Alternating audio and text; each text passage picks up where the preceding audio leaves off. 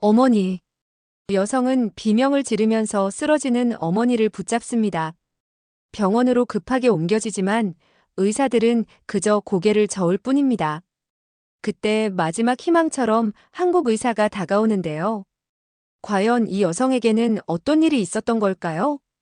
이 내용은 스위스인 여성의 SNS 사연을 각색 재구성한 것입니다. 구독과 좋아요는 영상 제작에 큰 힘이 됩니다. 감동TV의 오늘의 이야기를 시작해 볼게요. 안녕하세요. 저는 스위스 사람인 데비나입니다.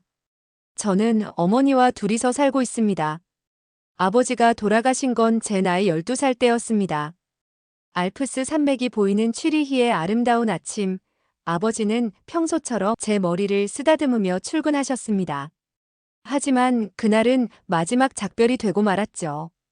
갑작스러운 심장마비로 아버지를 잃었다는 소식을 들었을 때 어머니는 한참을 아무 말씀도 하지 못하셨습니다. 당시 어머니는 30대 중반의 젊은 나이셨습니다. 전업주부였던 어머니는 갑자기 집안의 가장이 되어야 했죠. 처음에는 보험회사 콜센터에서 일을 시작하셨습니다. 낮에는 콜센터에서 일하시고 저녁에는 근처 레스토랑에서 서빙을 하셨죠. 힘들 텐데도 항상 밝은 미소를 잃지 않으셨습니다.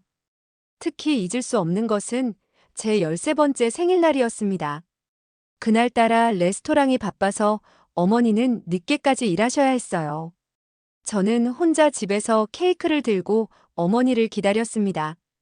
자정이 다 되어 돌아오신 어머니는 피곤한 기색도 잊은 채 저를 꼭 안아주셨습니다.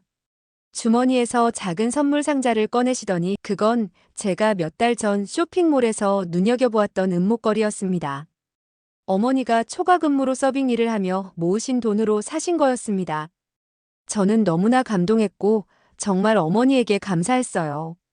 비록 우리 두 사람뿐이었지만 정말 행복하게 살았습니다. 우리의 생활이 부유하지 않았지만 어머니는 제 교육에도 많은 신경을 쓰셨습니다. 스위스의 명문 학교에 보내기 위해 추가로 과외교사도 구해주셨고 제가 원하는 모든 활동을 지원해주셨어요. 주말에는 종종 제가 좋아하는 호숫가로 소풍을 가기도 했습니다. 돈이 넉넉지 않았지만 어머니는 항상 제게 최고의 것을 주려 노력하셨습니다. 고등학교 시절 한 번은 제가 심하게 알아누웠을 때가 있었습니다. 독감이었는데 열이 40도까지 올랐죠. 어머니는 사흘밤을 꼬박 제 곁에서 지켜주셨습니다. 회사에 휴가를 내고 찬 수건으로 제 이마를 씻겨주시며 밤새 간호해 주셨어요.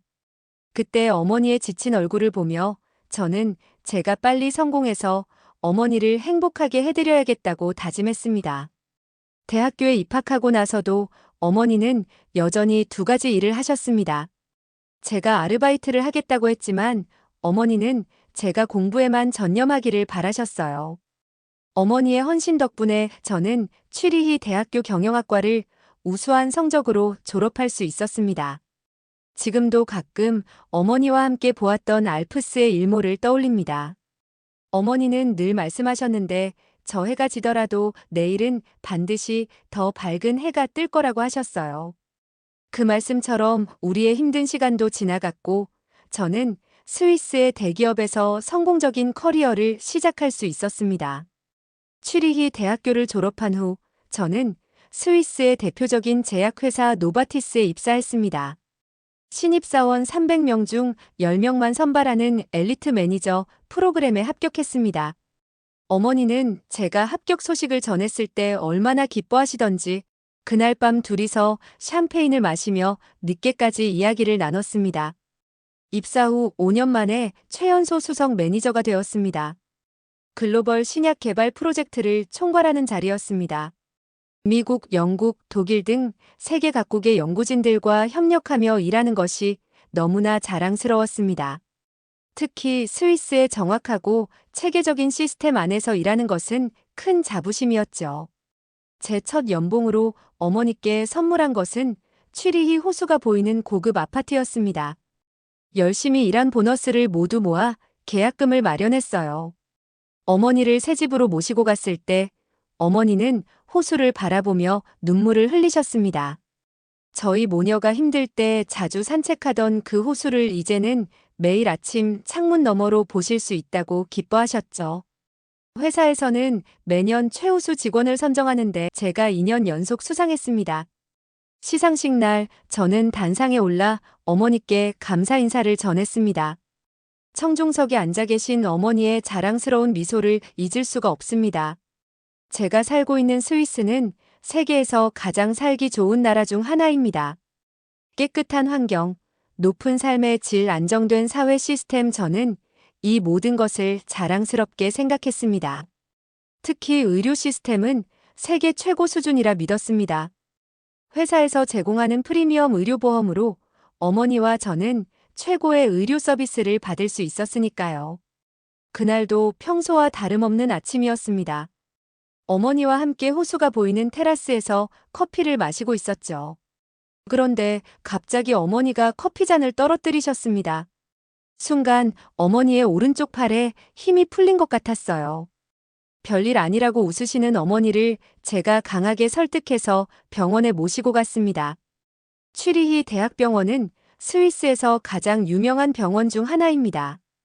최신식 MRI 장비로 검사를 받았는데 의사가 심각한 표정으로 저를 따로 불렀습니다. 뇌관 부위에 종양이 발견되었다는 거였습니다. 그것도 매우 위험한 위치에 자리 잡은 악성 종양이라고 했습니다. 의사는 차분한 목소리로 설명했습니다. 종양의 위치가 뇌관 깊숙한 곳이라 수술이 매우 위험하다고요. 수술을 시도하다가 중요한 신경을 건드리면 영구적인 장애가 남을 수 있고 최악의 경우 생명이 위험할 수도 있다고 했습니다. 그 말을 듣는 순간 제 귀에서 윙 하는 소리가 났습니다.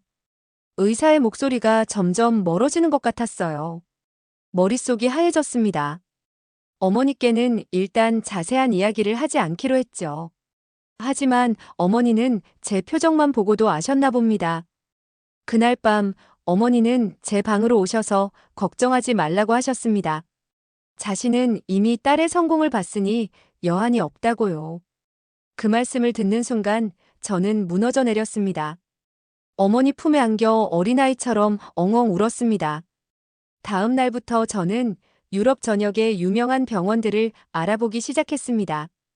회사에 휴가를 내고 독일의 샤리테 병원, 프랑스의 피티에 살페트리에르 병원, 영국의 퀸스케어 병원까지 찾아갔습니다. 하지만 모든 병원의 답변은 같았어요. 수술이 너무 위험하다는 것이었죠. 스위스로 돌아와 마지막으로 찾은 곳이 바젤 대학병원이었습니다. 이곳의 신경외과 교수는 3D 영상을 보여주며 더 자세히 설명해 주었습니다. 종양이 뇌간의 주요 혈관과 신경들을 감싸고 있어서 수술적 제거가 거의 불가능하다고요. 방사선 치료도 위험할 수 있다고 했습니다. 스위스에 대한 자부심은 어머니의 병을 발견하고 산산조각이 나고 말았습니다. 저는 당연히 어떤 병이라도 스위스의 의료기술이라면 치료가 가능하다고 생각하고 있었습니다. 하지만 세계 최고라 자부하던 스위스의 의료진들이 어머니의 뇌종양 앞에서는 속수무책이었습니다. 유럽 최고의 병원들을 찾아다녔지만 돌아오는 대답은 모두 같았습니다. 수술이 불가능하다는 것이었고 불치병이니 마음의 준비를 하라는 대답만 돌아왔습니다. 제가 가진 모든 것, 높은 연봉도, 좋은 직책도, 럭셔리한 생활도 그 순간만큼은 아무런 의미가 없었습니다. 세상 무엇과도 바꿀 수 없는 제 어머니의 생명 앞에서 저는 그저 속수무책인 딸일 뿐이었으니까요. 의사는 6개월에서 1년 정도의 시간이 남았다고 했습니다. 그 말을 듣는 순간 제 인생의 모든 것이 무의미해졌습니다. 세계 최고의 의료기술을 자랑하는 유럽의 어느 병원도 제 어머니를 살릴 수 없다는 사실에 절망했습니다. 퇴근길에 들른 성당에서 밤늦게까지 기도했습니다. 기적이 일어나기를 바라며 그때 문득 떠올랐습니다. 어머니가 젊었을 때 아시아 나라를 여행하고 싶었는데 기회가 없었다고 말을 하셨던 일이 생각이 난 것입니다. 그래서 저는 어머니와 함께 마지막 여행을 가기로 했습니다. 어머니가 늘 동경하던 일본으로요. 어머니와 함께 일본행 비행기에 올랐습니다. 도쿄의 봄은 아름다웠습니다. 벚꽃이 만발한 우에노 공원을 거닐며 어머니는 마치 아픈 적이 없으신 것처럼 환하게 웃으셨어요. 신주쿠 거리를 걸으며 쇼핑도 하고 아사쿠사 절에서 소원도 빌었습니다. 하지만 행복도 잠시였습니다. 츠키지 시장에서 점심을 먹던 중 갑자기 어머니가 쓰러지셨습니다. 일본의 구급대원들은 도착했고 저희는 도쿄대학병원으로 이송되었습니다. 일본 병원에서의 경험은 더욱 큰 실망감을 안겨주었습니다. 첨단 기술을 자랑하는 일본이었지만 병원의 현실은 달랐습니다. 도쿄대학병원에서는 외국인 환자를 위한 통역 서비스가 제한적이었고 의사와의 상담도 매우 짧았습니다. 몇 개의 병원의 수소문에서 찾은 병원에는 겨우 영어가 가능한 의료진이 있었습니다. 하지만 CT 촬영을 하는 데에만 꼬박 하루가 걸렸고 각종 서류 작성과 행정 절차는 복잡하기만 했습니다. 의료진들은 전문성은 있어 보였지만 환자와의 소통에는 무관심한 듯 했습니다. 다른 유명 병원들도 찾아갔지만 상황은 비슷했습니다. 어떤 병원은 외국인이라는 이유로 진료 자체를 거부하기도 했죠. 응급실에서는 보험 관련 서류를 확인하는 데만 2시간을 기다려야 했고 병실 환경도 기대 이하였습니다. 특히 충격적이었던 것은 의료진들의 태도였습니다. 수술이 불가능하다는 말만 반복할 뿐 다른 대안을 제시하거나 위로의 말 한마디 없었죠. 마치 컨베어 벨트 위의 제품처럼 환자를 대하는 듯한 느낌이었습니다. CT 촬영 결과 종양이 예상보다 빠르게 자라고 있다는 것을 알게 되었습니다. 도쿄대학병원의 신경외과 교수는 수술이 불가능하다고 했습니다. 다른 유명 병원들도 찾아갔지만 모두 같은 대답이었죠. 스위스에서도 못 고치는 어머니의 병을 일본에서 고칠 수 없구나 하면서 절망했습니다. 그런데 절망 속에서 우연한 기회가 찾아왔습니다. 호텔로 돌아가는 길에 본 의료 컨퍼런스 포스터를 우연히 보게 되었습니다. 아시아 뇌신경외과 심포지엄이 바로 그날 호텔에서 열리고 있었습니다. 저는 직감적으로 들어가 보기로 했습니다. 얼마 전 회사에서 아시아 지역 의료기술 동향에 대한 보고서를 본 적이 있었는데 거기서 한국의 의료기술이 급부상하고 있다는 내용이 있었던 것 같았어요. 컨퍼런스장에서 서울대학교 병원의 김민우 교수님의 발표를 듣게 되었습니다. 교수님은 뇌간 종양 수술의 새로운 접근법에 대해 발표하고 계셨는데 93%가 넘는 수술 성공률이라는 수치가 제 눈을 의심하게 했습니다. 발표가 끝난 후 저는 용기를 내어 교수님을 찾아갔습니다. 어머니의 MRI 영상을 보여드리며 상황을 설명했습니다. 교수님은 영상을 자세히 살펴보시더니 수술이 가능할 것 같다고 하셨습니다. 최신 3D 내비게이션 시스템과 로봇 수술 장비를 이용하면 종양 제거가 가능하다는 거였습니다. 하지만 저는 망설여졌습니다. 한국이라는 나라에 대한 편견이 컸거든요. 선진국인 유럽의 병원들도 포기한 수술을 과연 한국에서 할 수 있을까 하는 의구심이 들었습니다. 게다가 북한과의 긴장 관계도 걱정되었습니다. 더욱이 일본 병원의 의사들은 한국의 의료가 일본보다 좋을 리가 없다면서 차라리 미국으로 가는 건 어떻겠냐고 제게 말했습니다. 저는 어떤 결정을 해야 할지 무척 혼란스러웠습니다. 그날 밤 저는 밤새 인터넷을 검색했습니다. 놀랍게도 한국의 의료기술, 특히 뇌수술 분야는 세계적인 수준이었습니다. 수많은 해외 환자들의 성공 사례도 찾을 수 있었습니다.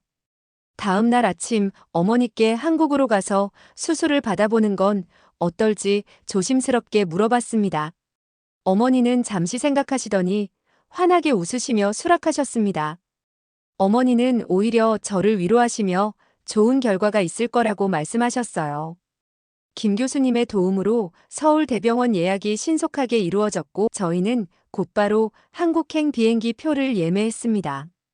인천행 비행기를 타기 전 다시 한번 기도했습니다. 이것이 정말 희망이 되기를 바랬습니다. 인천공항에 도착한 순간 저와 어머니는 너무 놀라서 우리가 한국에 제대로 도착한 게 맞는 건가 생각할 정도였습니다. 상상했던 것과는 전혀 다른 미래지향적이고 세련된 공항의 모습에 놀랐어요. 깔끔한 시설과 체계적인 시스템, 친절한 영어 안내가 마치 유럽의 최신식 공항을 보는 것 같았습니다. 스위스 국제공항과는 비교도 안 되는 엄청난 규모의 세련되고 멋진 공항에 한참을 구경했습니다. 서울대학교 병원으로 가는 길에서도 놀라움은 계속되었습니다. 현대적인 도시 경관과 첨단 기술이 조화를 이룬 서울의 모습은 제가 알던 아시아의 모습과는 달랐습니다. 일본이 선진국이라고 생각했는데 한국의 모습은 일본과는 비교가 되지 않을 정도였습니다. 병원에 도착하자 더 큰 충격이 기다리고 있었습니다. 로비는 마치 고급 호텔과 같았고 의료진들은 모두 유창한 영어로 저희를 맞이했습니다.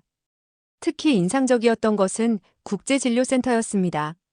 모든 절차가 영어로 진행되었고 각국 언어의 통역사들이 대기하고 있었습니다. 김민우 교수님은 저희를 직접 맞이해 주셨습니다. 진료실에서 본 3D 홀로그램 시스템은 그야말로 충격적이었습니다. 어머니의 뇌 구조가 실제처럼 공중에 떠 있었고 교수님은 이를 통해 종양의 위치와 수술 계획을 상세히 설명해 주셨어요. 검사실로 이동하면서 본 장비들은 더욱 놀라웠습니다. 최신형 MRI, PET-CT, 로봇 수술 시스템까지 이 병원의 모든 것이 최첨단이었습니다. 한 검사 기사는 자랑스럽게 말했습니다. 이 장비들 중 일부는 세계 최초로 자신들의 병원에 도입되었다고요. 저도 제약회사에서 근무를 하면서 가끔 스위스나 유럽의 유명한 병원을 방문을 할 기회가 있었지만 이렇게 최첨단 시설인 병원은 처음이었습니다. 병실은 또 다른 차원의 경험이었습니다. 호수가 보이는 취리히의 고급 호텔만큼이나 쾌적했습니다. 전동 침대, 개별 욕실, 보호자 침대, 고급 식사 서비스까지 심지어 병실 안에서 태블릿으로 모든 의료 정보를 확인할 수 있었습니다. 하지만 첨단 장비보다 감동적이었던 것은 간호사들의 세심한 배려였습니다. 밤중에 어머니가 살짝 기침하셨는데 간호사가 들어와 상태를 체크하고 따뜻한 차까지 준비해 주었습니다. 매 시간마다 정기적인 체크가 이루어졌고 모든 것이 컴퓨터로 정확하게 기록되었습니다. 첫날 저녁 담당 의료진들과의 컨퍼런스가 있었습니다.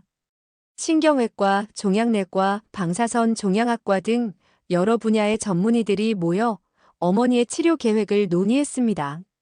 그들의 전문성과 열정적인 토론을 보며 저는 이곳에 오기로 한 결정이 옳았다는 확신이 들었습니다. 잠들기 전 창밖으로 보이는 서울의 야경을 바라보며 생각했습니다. 아시아는 유럽보다 못하다고 생각했는데 한국은 제가 알던 것보다 훨씬 더 발전된 나라였고 특히 의료 분야에서는 세계를 선도하고 있었습니다. 어머니는 그날 밤 편안한 표정으로 주무셨습니다. 저는 어머니의 숨소리를 들으며 마음속으로 기도했습니다. 이곳에서라면, 이 놀라운 의료진들과 함께라면 분명 기적이 일어날 수 있을 것 같았습니다. 수술 전 준비 과정부터 달랐습니다. 의료진들은 어머니의 뇌 구조를 정밀하게 스캔하여 실제 크기의 입체 모델을 만들었습니다. 이를 통해 수술팀은 실제 수술 전에 여러 번의 시뮬레이션을 할 수 있었습니다. 김 교수님은 이 모델을 보여주시며 종양 제거 경로를 상세히 설명해 주셨습니다. 놀라웠던 것은 인공지능 시스템의 활용이었습니다. AI가 전 세계의 유사 수술 사례들을 분석하여 최적의 수술 방법을 제안했다고 합니다. 의료진은 이 데이터를 바탕으로 수술 계획을 더욱 정교하게 다듬었습니다. 비용 문제로 걱정했던 제게 국제진료센터의 직원은 상세한 견적을 보여주었습니다. 저는 놀라서 이게 정말 수술 비용이냐고 다시 물었는데 스위스나 미국의 3분의 1 수준이었던 것입니다. 더구나 모든 비용이 항목별로 투명하게 공개되어 있었습니다. 예상치 못한 추가 비용이 발생할 경우에도 사전에 상담한다고 했어요. 수술 전날 마취 전문의가 따로 방문하여 1시간 가까이 상담을 해주셨습니다. 어머니의 평소 건강 상태부터 복용 중인 약물까지 꼼꼼하게 체크하셨습니다. 특히 인상적이었던 것은 마취 후 회복 과정까지 상세히 설명해 주신 것입니다. 간호사들은 매 순간 섬세한 케어를 제공했습니다. 한 번은 어머니가 불안해하실 때 수간호사가 직접 찾아와 밤늦게까지 이야기를 들어주셨습니다. 때로는 의사보다 간호사가 더 상세한 설명을 해주었습니다. 모든 간호사가 태블릿 PC를 들고 다니며 실시간으로 환자 정보를 업데이트했습니다. 수술실 준비 과정도 완벽했습니다. 로봇 수술 시스템은 제가 본 것 중 가장 최신식이었고, 수술실 전체가 하나의 디지털 시스템으로 통합되어 있었습니다. 모든 장비가 서로 연동되어 작동했고, 수술 과정은 실시간으로 기록되었습니다. 병원밥은 맛없다는 건 세계 어딜 가나 마찬가지였는데, 한국은 환자 식단까지도 놀라웠습니다. 영양사가 직접 방문하여 어머니의 취향과 건강 상태를 고려한 맞춤 식단을 제공했습니다. 심지어 스위스 음식도 준비해 주셨습니다. 어머니가 향수병을 느끼실까봐 신경 써주신 거였어요. 치료 과정에서 저희 가족의 심리적 건강도 챙겨주셨습니다. 정기적으로 심리 상담사가 방문했고, 다른 환자 가족들과의 모임도 주선해 주셨습니다. 비슷한 상황의 가족들과 이야기를 나누며 큰 위로를 받았습니다. 이런 모든 과정이 하나의 거대한 시스템처럼 완벽하게 맞물려 돌아갔습니다. 의료진, 간호사, 직원들 모두가 마치 하나의 팀처럼 움직였죠. 이것이 바로 한국 의료의 특별함이었습니다. 단순히 최신 장비나 뛰어난 의술을 넘어 환자를 중심으로 모든 것이 조화롭게 작동하는 시스템이었던 것입니다. 수술 당일 아침, 어머니는 의외로 차분하셨습니다. 오히려 잔뜩 긴장해서 어쩔 줄 모르는 제 손을 꼭 잡으시며 걱정하지 말라고 하셨어요. 수술실로 향하는 어머니의 모습을 지켜보며 저는 복도 끝까지 손을 흔들었습니다. 수술은 정말 길었고 12시간 동안 진행되었습니다. 긴장된 시간이었지만 병원 측에서는 몇 시간마다 수술 진행 상황을 정확히 알려주었습니다. 수술실 앞 대형 모니터에는 실시간으로 수술 단계가 표시되었고, 간호사는 주기적으로 와서 상황을 설명해 주었습니다. 특히 인상적이었던 것은 수술 중간에 김 교수님이 직접 나오셔서 현재 상황을 설명해 주신 것입니다. 종양의 80%를 성공적으로 제거했으며 주요 신경은 모두 보존되었다고 하셨어요. 그 순간 제 눈에서는 눈물이 멈추지 않았습니다. 마침내 수술이 끝났다는 소식을 들었을 때는 밤 11시였습니다. 김 교수님은 피곤한 기색도 내지 않으시고 자세히 설명해 주셨습니다. 수술은 완벽하게 성공적이었고 예상보다 더 많은 종양을 제거할 수 있었다고 하셨습니다. 저는 몇 번이나 감사하다고 눈물을 흘리면서 말을 했습니다. 중환자실에서의 첫날, 어머니는 예상보다 빨리 의식을 되찾으셨습니다. 처음으로 눈을 뜨셨을 때 저를 알아보시고 희미하게 미소 지으셨어요. 의료진들도 이런 빠른 회복 속도에 놀라워했습니다. 놀라운 것은 수술 후 관리 시스템이었습니다. 회복실에는 24시간 전담 간호사가 상주했고 응급 상황에 대비한 의료팀이 항상 대기하고 있었습니다. 심지어 병실 천장에 설치된 센서가 어머니의 미세한 움직임까지 감지하여 실시간으로 모니터링했습니다. 수술 후 3일째, 어머니는 일반 병실로 옮기셨습니다. 재활치료도 곧바로 시작할 수 있었습니다. 물리치료사, 작업치료사, 언어치료사가 팀을 이루어 체계적인 재활 프로그램을 진행했습니다. 특히 감동적이었던 것은 각 치료사들이 어머니의 취미였던 정원 가꾸기를 재활 운동에 접목시켜 준 것이었습니다. 회복 과정에서 때로는 힘든 순간도 있었습니다.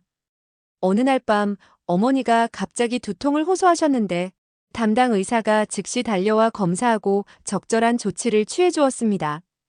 그날 밤 의사는 2시간이나 병실에 머물면서 어머니의 상태를 지켜보았습니다. 퇴원을 앞두고 의료진들은 상세한 관리 지침을 준비해 주었습니다. 투약 스케줄부터 일상생활 주의사항, 응급 상황, 대처법까지 모든 것이 책자로 정리되어 있었고 영어로도 번역되어 있었습니다. 퇴원하는 날 어머니를 치료해 주신 모든 의료진이 병실로 찾아오셨습니다. 김 교수님은 어머니의 손을 잡고 스위스에 돌아가서도 정기검진 잊지 말라고 당부하셨어요. 간호사들은 직접 만든 작은 기념품을 선물해 주었고, 재활치료사는 집에서 할 수 있는 운동 동영상까지 준비해 주었습니다. 저와 어머니는 모든 의료진에게 감사를 했습니다. 병원을 나서는 순간 저는 다시 한번 눈물이 났습니다. 하지만 이번에는 기쁨의 눈물이었습니다. 한 달 전만 해도 불가능하다고 생각했던 일이 이루어진 것이니까요. 어머니는 제 손을 꼭 잡으시며 말씀하셨습니다. 이제는 정원을 다시 가꾸고 싶다고 하셨는데 그 말씀을 들으며 우리는 기적을 경험한 것이라는 걸 저는 깨달았습니다. 퇴원 후 어머니의 완전한 회복을 위해 한 달간 한국에 더 머물기로 했습니다. 이 기간 동안 저는 제가 알지 못했던 새로운 세상을 발견하게 되었습니다. 처음에는 단순한 호기심이었습니다. 병원 근처 카페에서 휴대폰으로 주문하고 결제하는 시스템을 보고 신기했죠. 스위스에서는 아직 현금이나 카드 결제가 일반적인데 한국은 모든 것이 디지털화되어 있었습니다. 지하철을 타고 서울 곳곳을 다니면서 더 놀라웠습니다. 복잡한 지하철 노선도 스마트폰 하나로 쉽게 길을 찾을 수 있었고, 열차는 정확히 시간에 맞춰 도착했습니다. 한 번은 지하철에서 제가 길을 헤매고 있을 때 한 고등학생이 먼저 다가와 영어로 도움을 줬습니다. 어느 날은 강남의 한 쇼핑몰에 갔다가 깜짝 놀랐습니다. 로봇이 음식을 서빙하고 가상현실로 옷을 입어볼 수 있는 매장이 있었거든요. 심지어 길거리의 쓰레기통은 태양광으로 작동되는 압축기가 내장되어 있는 곳도 있었고, 가로등에도 태양광판이 붙어 있는 것도 있어서 저는 너무 놀랐습니다. 한국의 의료 시스템은 또 다른 차원이었습니다. 어머니의 정기 검진을 위해 동네 의원을 방문했는데 거기서도 최신 의료 장비들을 갖추고 있었어요.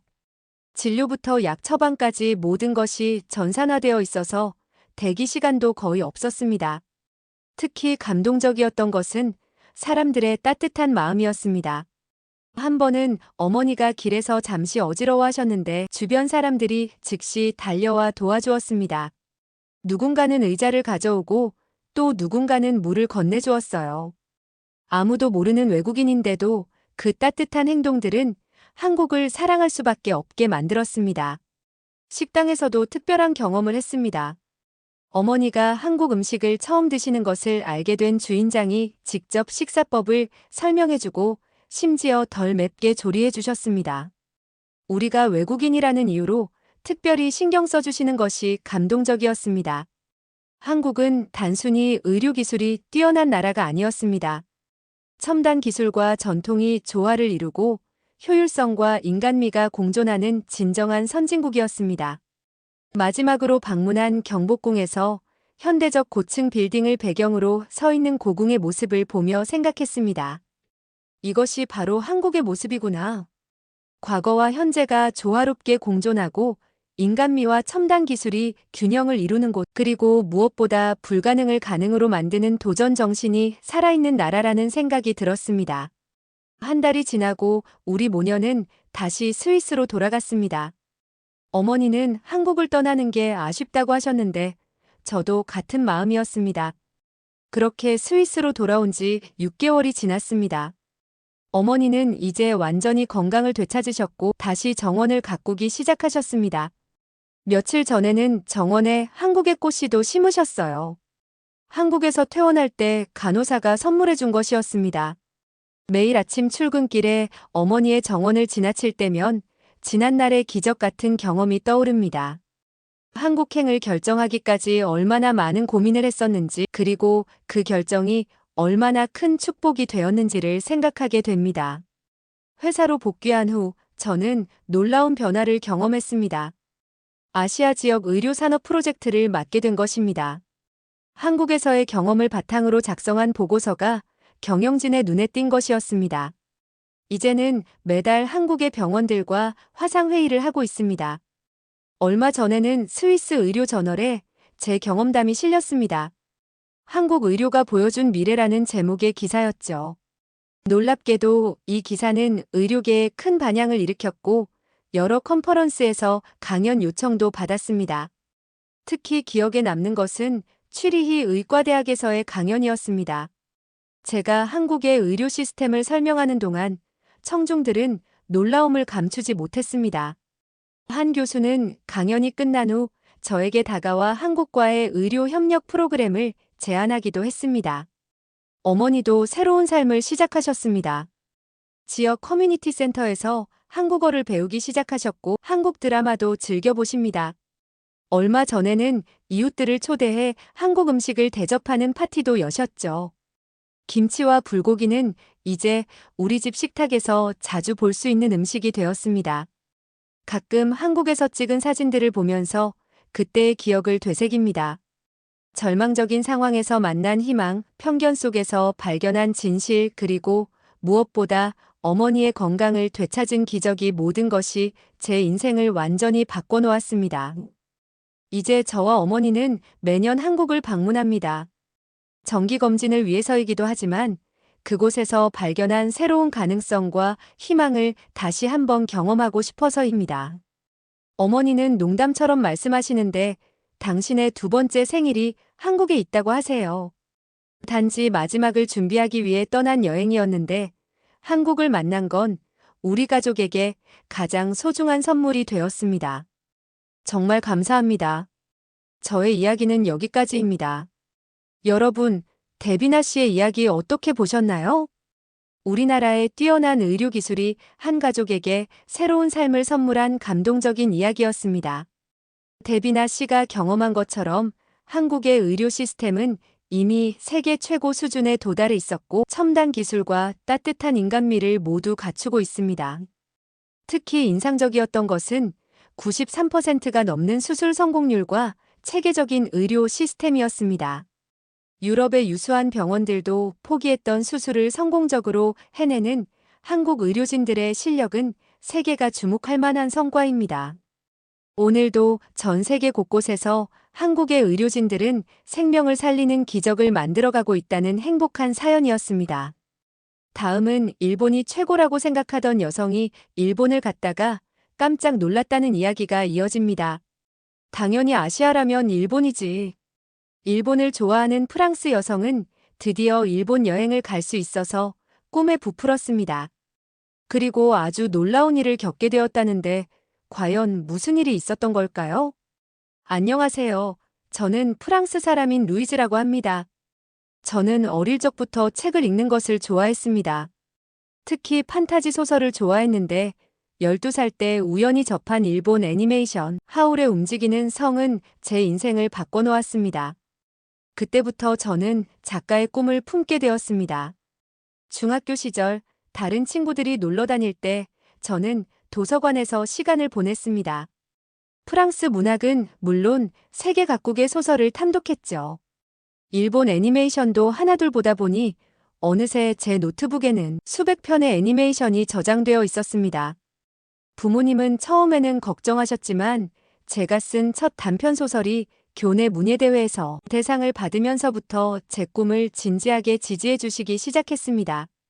그 소설은 일본 애니메이션에서 영감을 받아 쓴 판타지 작품이었는데 심사위원들은 제 상상력과 섬세한 감정 묘사를 높이 평가했다고 합니다. 그때부터 저는 더욱 확신을 가지고 작가의 꿈을 향해 달려갔습니다.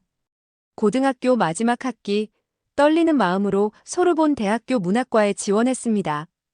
밤낮으로 준비한 포트폴리오에는 제가 3년 동안 써온 단편 소설들과 문예지 기고문들이 가득했습니다. 합격 통지를 받던 날 저는 파리 시내를 몇 시간이나 걸었습니다. 너무나 꿈만 같았고 제가 가야 할 길을 드디어 시작한다는 생각에 너무 기뻤습니다. 그러던 어느 날 부모님께서 저를 거실로 부르셨습니다. 책상 위에는 하얀 봉투가 놓여 있었고 그 안에는 일본행 비행기 티켓이 들어 있었습니다. 대학 합격 축하 선물이라고 하시면서 작가를 꿈꾸는 제게 더 넓은 세상을 보여주고 싶다고 하셨어요. 특히 어머니는 제가 그토록 사랑하는 일본 애니메이션의 나라를 직접 경험하면서 더 풍부한 영감을 얻을 수 있을 거라고 말씀하셨습니다. 그리고 아버지는 진정한 작가가 되려면 다양한 문화와 사람들을 만나봐야 한다면서 이번 여행이 제 작품 세계를 넓히는 데 도움이 될 거라고 하셨습니다. 여행 준비를 하면서 저는 제 작은 노트북에 새로운 문서를 만들었습니다. 도쿄에서의 30일이라는 제목을 붙이고 이번 여행에서 보고 느낀 것들을 기록해서 제 소설의 소재로 삼기로 마음먹었어요. 창가에 앉아 비행기 티켓을 바라보며 일본이라니, 제가 일본을 갈 수 있다니 너무나 꿈만 같았습니다. 일본 애니메이션처럼 환상적인 이야기는 아니어도 언젠가는 제가 쓴 소설로 누군가에게 영감을 주는 작가가 되고 싶었습니다. 그래서 이번 여행이 너무 기대되고 빨리 여행 날만 기다렸습니다. 그러나 나리타 공항에 도착한 순간부터 제가 늘 상상하던 일본과는 너무나 다른 모습에 놀라고 말았습니다. 입국장에서 QR코드를 보여주었지만 직원은 다시 종이로 된 서류를 작성하라고 했습니다. 무려 그것도 일본어로만 써 있는 서류여서 저는 한참을 서류를 들여다봤습니다. 주변을 둘러보니 저처럼 당황한 외국인들이 여기저기 보였습니다. 영어로 도움을 요청했지만 본인은 모르겠다며 직원은 고개를 가로젓기만 했습니다. 결국 1시간을 넘게 입국장에서 기다려야 했고 그제서야 겨우 입국 수속을 마칠 수 있었습니다. 애니메이션에서 보았던 효율적이고 하이테크한 일본의 모습은 어디에도 없었습니다. 그래도 일본 시내로 가면 괜찮을 거라고 놀란 마음을 달랬지만 숙소를 찾아가는 길은 더욱 힘들었습니다. 열심히 준비한 일본어로 길을 물었지만 돌아오는 건 차가운 반응뿐이었습니다. 한 중년 남성은 제 서툰 일본어가 마음에 들지 않았는지 천천히 말해도 어차피 모를 텐데라고 말하며 지나갔습니다. 그 말에 놀라고 창피하고 이게 제가 알던 친절한 일본인 건가 생각이 들었습니다. 저녁을 먹기 위해 들어간 라면집에서는 더 충격적인 일을 겪었습니다. 가게 주인은 외국인이라는 이유로 노골적으로 불편한 기색을 보였고 결국 자리가 없다며 입장을 거부했습니다. 하지만 제가 나온 직후 일본인 손님들이 들어가는 것을 보았습니다. 다음 날 제가 좋아하는 애니메이션의 배경이 된 장소를 찾아갔습니다. 아카데미 수상작의 배경이 된 유명한 계단이었는데 관리가 되지 않아 쓰레기가 널브러져 있었습니다. 사진을 찍으려는데 현지 팬들로 보이는 사람들이 저를 노골적으로 밀치고 지나갔습니다. 지하철에서는 무거운 캐리어를 들고 힘겹게 계단을 오르고 있었는데 아무도 도와주지 않았어요. 오히려 제가 통행에 방해된다며 짜증 섞인 한숨만 들렸습니다. 잠시 노약자석에 앉았다가는 일본어를 모른다는 이유로 옆자리 승객들에게 수군거림을 들어야 했을 때는 너무 황당하다는 생각이 들었습니다. 그뿐만이 아니었고 편의점에서도 불쾌한 경험은 이어졌습니다. 음료수와 과자를 사면서 비닐봉지를 달라고 했는데 점원은 제 말은 무시한 채 포인트 카드 이야기만 반복했습니다. 결국 영어로 다시 설명했더니 더욱 불친절한 태도로 바뀌었습니다. 호텔로 돌아와 창밖을 바라보며 일기를 썼습니다. 어릴 적부터 봐왔던 애니메이션 속 일본의 모습과 현실은 너무나 달랐어요. 친절하고 예의 바르며 효율적일 거라 생각했던 일본은 제 상상 속에만 존재했던 것일까요? 노트북을 열어 쓰려던 도쿄에서의 30일은 한 글자도 써내려갈 수 없었습니다. 저는 이제 막 여행을 시작했을 뿐인데 벌써 파리로 돌아가고 싶다는 생각이 들었습니다. 도쿄의 번화가에서 길을 잃은 그날, 저는 우연히 제 인생을 바꿀 한 사람을 만났습니다. 복잡한 시부야 거리에서 지도를 들여다보며 발을 동동 구르고 있을 때였습니다. 주변 사람들에게 몇 번이나 길을 물어보았지만 번번이 무시당하기만 했죠. 정말 눈물이 나올 것 같았고 차라리 프랑스로 돌아가는 게 나을 것 같다는 생각이 들었어요. 그때 누군가가 다정한 목소리로 말을 걸어왔습니다. 검은 티셔츠에 청바지를 입은 젊은 남성이었는데 유창한 일본어로 제가 어디를 찾고 있는지 물었습니다. 그가 바로 김민수라는 한국 사람이었는데 제가 일본어를 잘 모르자 영어로 이야기를 해줘서 너무 고마웠습니다. 한국에서 온 예비 드라마 PD라고 자신을 소개했습니다. 민수 씨는 도쿄 미디어 아트센터에서 열리는 전시회를 보러 왔다고 했습니다. 마침 제가 찾던 곳과 같은 방향이라며 함께 가자고 제안했죠. 길을 걸으며 이야기를 나누는데 그의 친절함이 지난 며칠간의 불쾌했던 기억들을 조금씩 지워주는 것 같았습니다. 민수 씨는 제가 작가를 꿈꾼다는 말에 눈을 반짝였습니다. 자신도 이야기를 만드는 사람이 되고 싶다면서 한국 드라마 업계에서 일하게 된 계기를 설명했습니다. 특히 의학 드라마를 연출하고 싶다며 인간의 생명을 다루는 무게감 있는 이야기를 전하고 싶다고 했죠. 우리는 카페에 들러 이야기를 이어갔습니다. 민수 씨는 자신이 존경하는 드라마 감독들의 이야기를 들려주었고, 저는 제가 좋아하는 작가들에 대해 이야기했습니다. 서로의 꿈에 대해 이야기하는 동안 시간 가는 줄 몰랐죠. 제가 일본에서 겪은 불쾌한 경험들을 조심스레 털어놓자 민수 씨는 공감하듯 고개를 끄덕였습니다. 자신도 처음 일본에 왔을 때 비슷한 경험을 했다면서 한국은 이것과는 많이 다르다고 했습니다. 특히 인상 깊었던 건 민수 씨가 자신의 꿈을 이야기할 때의 표정이었습니다.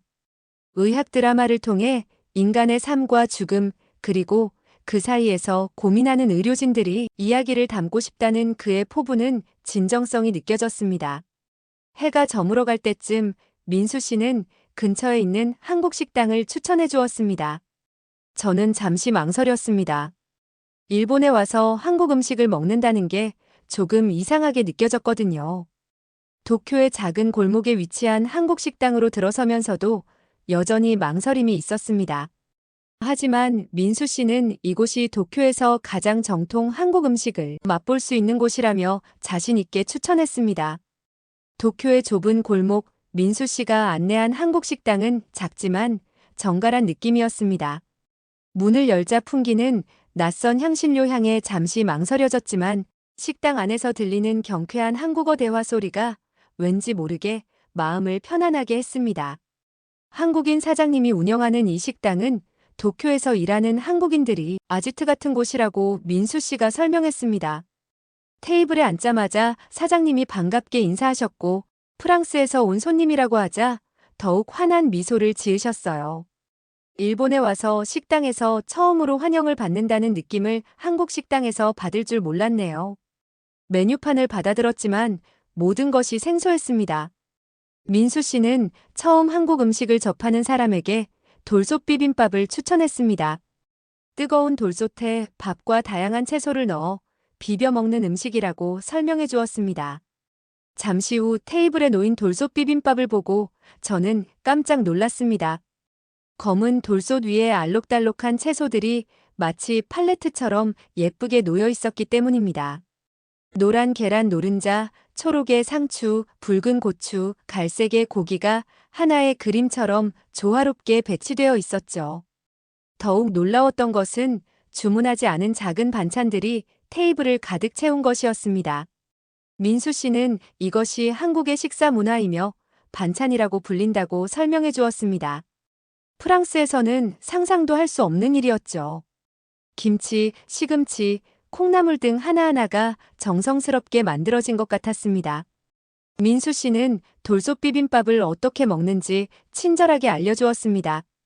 고추장을 넣고 참기름을 둘러가며 뜨거운 돌솥에 비비라고 했죠.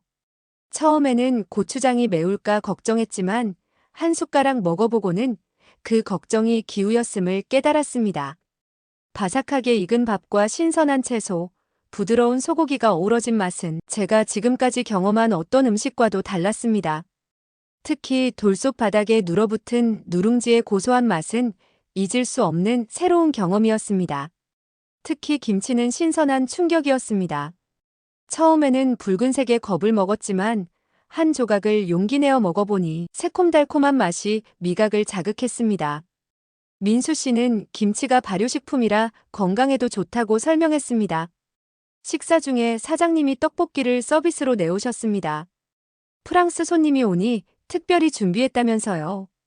쫄깃한 떡의 식감과 달콤매콤한 소스의 조화는 제가 지금까지 경험한 어떤 음식과도 달랐습니다. 그렇게 처음 접한 한국 음식은 단순한 식사 그 이상이었습니다. 정성스레 차려진 반찬들, 사장님의 따뜻한 미소, 그리고 민수 씨의 친절한 설명까지 이 모든 것이 어우러져 하나의 특별한 경험이 되었습니다. 식사를 마치고 계산할 때 사장님은 다음에 또 오라며 환하게 웃으셨습니다. 식사를 마치고 민수 씨는 제 표정을 보더니 웃으며 말했습니다. 이게 한국 음식의 매력이라고, 건강하면서도 맛있는 음식이라고요. 제가 찾던 새로운 이야기가 어쩌면 이런 예상치 못한 곳에 있을지도 모른다는 생각이 들었습니다. 민수 씨와 헤어지며 그는 자신의 연락처를 알려주었습니다. 혹시 도쿄에서 어려움이 있으면 언제든 연락하라고 친절하게 말해주는 모습이 어쩐지 멋지다는 생각이 들었어요. 그날 밤 호텔로 돌아와 일기를 쓰면서 생각했습니다. 어쩌면 이 여행에서 찾은 건 제가 기대했던 것과는 전혀 다른 것일지도 모른다고요. 노트북을 열어 도쿄에서의 30일이라는 제목을 바라보다가 문득 다른 이야기를 써보고 싶다는 생각이 들었습니다. 오늘 경험한 한국 음식에 대한 느낌을 하나하나 기록했습니다. 한국 식당과 한국 사람이라는 예상치 못한 곳에서 발견한 따뜻함에 대해 쓰기 시작했습니다. 호텔방에 누워 천장을 바라보며 오늘 겪었던 일에 대해 생각했습니다. 일본에 도착한 지 일주일 하지만 제가 꿈꾸던 그 마법 같은 순간들은 어디에서도 찾을 수 없었습니다. 다음 날 아침 민수 씨에게 연락이 왔습니다. 오늘 시간이 괜찮다면 도쿄의 한국문화원에서 열리는 전시회에 함께 가자고 했습니다. 저는 너무나 그 제안이 마음에 들어서 망설임 없이 수락했죠. 전시회는 한국의 현대 미디어 아트를 소개하는 자리였는데 민수 씨는 각 작품에 담긴 의미를 상세히 설명해 주었습니다. 특히 인상 깊었던 것은 한국의 드라마 산업에 대한 이야기였습니다. 민수 씨는 자신이 연출하고 싶은 의학 드라마에 대해 열정적으로 이야기했습니다. 의료진들의 고뇌, 환자들의 삶과 죽음이 교차하는 순간들, 그 속에서 피어나는 인간애를 담고 싶다고 했죠. 전시회를 나와 카페에 앉아 이야기를 나누는데 민수 씨가 조심스럽게 제안을 했습니다. 제가 일본에서 불편한 경험을 많이 했다는 걸 알고 있으니 차라리 계획을 바꿔서 한국을 방문해보는 건 어떻겠냐고 했습니다.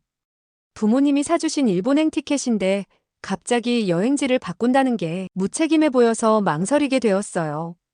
하지만 민수 씨 같은 한국 사람을 만나고 나니 한국이 어떤 나라인지 궁금해졌습니다. 예상치 못한 전개야말로 가장 흥미로운 이야기가 될 수 있다는 생각에 그날 저녁 호텔에서 부모님께 전화를 걸었습니다. 처음에는 걱정하시는 눈치였지만 제가 진심을 담아 설명하자 이해해 주셨습니다. 오히려 아버지는 예술가는 때로는 계획에 없던 길을 선택할 줄도 알아야 한다며 응원해 주셨죠. 하지만 비행기 티켓을 바꾸는 과정은 생각보다 쉽지 않았습니다. 다행히 민수 씨가 도와준 덕분에 무사히 한국행 티켓을 구할 수 있었습니다. 민수 씨는 자신도 이틀 뒤에 한국으로 돌아간다며 서울에서 가이드를 해주겠다고 했습니다. 제가 꿈꾸던 일본의 모습은 정말 실망이었기 때문에 하루라도 빨리 일본을 떠나고 싶었어요. 다음 날 아침 한국으로 향하는 비행기에 오르면서 설렘과 두려움이 교차했습니다. 인천국제공항에 도착한 순간부터 모든 것이 달랐습니다. 입국 심사대에서 영어로 친절하게 안내를 해주었고 QR코드만으로 빠르게 입국 수속을 마칠 수 있었습니다. 일본에서의 복잡했던 경험과는 너무나 달랐고 바로 옆 나라인데 이렇게 다르다니 정말 놀랐습니다. 수속을 마치고 입국장을 나갔더니 민수 씨는 저를 위해 공항에서 기다리고 있었습니다. 공항철도를 타고 서울로 향하는 동안 지하에서도 끊김없이 인터넷이 된다는 사실에 놀랐습니다. 더욱 놀라웠던 건 열차 안의 깨끗함과 질서였는데 파리의 지하철과 비교하면 파리가 너무 부끄러워질 정도였어요. 지하철에서 내려서 처음 본 서울의 첫인상은 압도적이었습니다. 화려한 네온사인과 높은 빌딩들 그리고 밤늦게까지 활기찬 거리의 모습이 파리나 도쿄와는 또 다른 매력으로 다가왔습니다. 특히 늦은 시간임에도 거리를 걷는 사람들의 표정이 밝아 보였습니다. 민수 씨의 추천으로 간 호텔은 작지만 모든 것이 스마트 시스템으로 운영되었습니다. 휴대폰으로 문을 열 수 있다는 게 신기했고 객실에서 터치 한 번으로 모든 것을 제어할 수 있다는 점이 인상적이었습니다. 첫날 저녁 민수 씨는 자신이 좋아하는 드라마 중증 외상센터를 추천했습니다. 피곤했지만 한 편만 보자는 생각으로 시작했는데 그날 밤 3편을 연달아 보고 말았습니다. 의료진들의 긴박한 현장, 섬세한 감정 연기, 그리고 완성도 높은 연출에 저는 너무 빠져서 어느새 창밖이 밝아졌다는 것도 모를 정도였습니다. 특히 인상 깊었던 건 드라마의 스토리텔링 방식이었습니다. 단순히 환자의 생사만을 다루는 게 아니라 의료진들의 고뇌와 성장, 그들의 개인적인 이야기까지 섬세하게 담아내는 방식이 프랑스나 일본의 드라마와는 확연히 달랐고 정말 왜 한국 드라마를 세계에서 손꼽는지 이해할 수 있었습니다. 다음 날 민수 씨는 저를 한국의 전통시장으로 안내했습니다. 시장 상인들은 제가 외국인임에도 불구하고 친절하게 대해주었고 음식을 살 때마다 이것저것 더 얹어주기까지 해서 너무 감동했어요. 한 떡볶이 가게 아주머니는 저를 보더니 프랑스에서 왔다는 걸 알고는 매운맛을 조절해서 특별히 만들어주셨습니다. 저녁에는 한강공원을 찾았는데 저는 프랑스의 생강이 나서 조금 걱정이 되었습니다. 생강은 냄새가 날 정도로 더러웠는데 한강은 너무나 깨끗했고 강변을 따라 자전거를 타는 사람들, 돗자리를 펴고 치킨과 맥주를 즐기는 사람들, 조깅을 하는 시민들의 모습이 평화로워 보였습니다. 특히 놀라웠던 건 밤 10시가 넘은 시간에도 여성들이 혼자 산책을 하고 있다는 점이었습니다. 이런 일은 프랑스에서는 상상도 할 수 없는 일이었는데 한국에서는 가능한 일이라서 너무 부러웠습니다. 프랑스보다 한국이 선진국이라는 생각이 들었습니다. 호텔로 돌아와 노트북을 열고 오늘 겪은 일을 적었는데 이제는 매일 밤 한국에서 경험한 것들을 기록하는 게 즐거운 습관이 되었습니다. 민수 씨는 제 글쓰기에 대해 진심 어린 조언을 해주었고 한국의 드라마 제작 현장을 보여주겠다고 약속했습니다. 여행을 하며 한국은 매 순간이 새로운 놀라움이 가득한 나라였습니다.